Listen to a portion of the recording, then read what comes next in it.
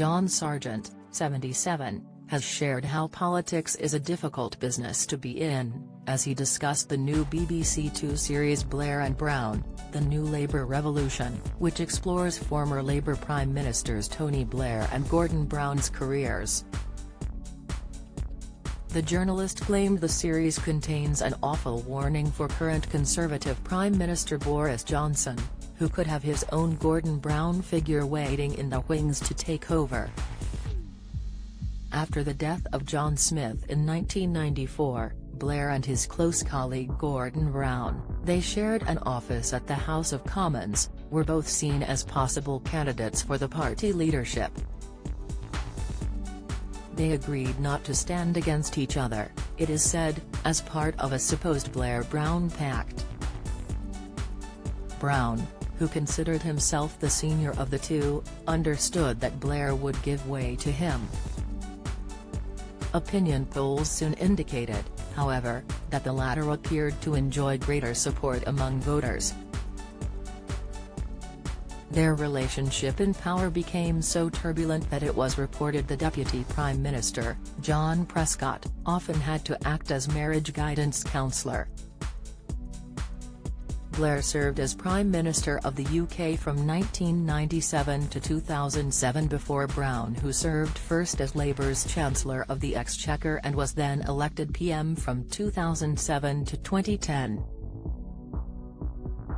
Speaking on the upcoming BBC series, Sargent said, "Politics is a tough business and executive producer Steve Condy and his team have painted it in stark colours, as they did in their last major documentary, Thatcher, A Very British Revolution." The new series contains an awful warning for Boris Johnson, who possibly has his own Gordon Brown figure in the wings in the form of Rishi Sunak, how adulation can turn into contempt, he told Radio Times.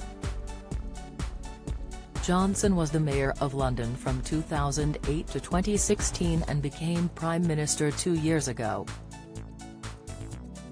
Since then some have speculated that the PM resents the current Chancellor of the Exchequer Rishi Sunak, as Andrew Rawnsley claimed, he is not the Chancellor that the Prime Minister thought he was getting when he promoted the much younger man to number 11. His expectation then was that he would be an unshowy and pliant next-door neighbour willing to rubber-stamp all the check. Mr. Johnson would be the great showman and a modest Chancellor would stay behind the scenes, dutifully hunched over the Treasury's spreadsheets trying to make the numbers add up. Don't miss, the actual Mr. Sunak is keen on self-promotion with a talent for charming Tory MPs. He is much more liked than the Prime Minister and no one believes him when he protests that he has no ambition to reach the very apex of the greasy pole, he added in his Guardian column. The Prime Minister reportedly threatened to demote Sunak after a letter written by the Chancellor calling for COVID-19 travel restrictions to be relaxed was leaked, a document the very existence of which advisers say points to tensions between the two men. Letters written by ministers are usually written to be leaked, one former Treasury official told Politico. When it all started to go wrong for Theresa May, pretty much everyone was writing letters. Ministers would put their view in an official letter, and then that would get leaked, and it had nothing to do with day-to-day, but it was very obvious that this person was on maneuvers, they said.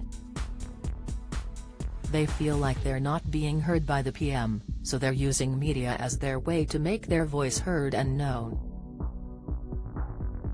Express.co.uk has contacted Boris Johnson and Rishi Sunak for comment. Radio Times on sale now.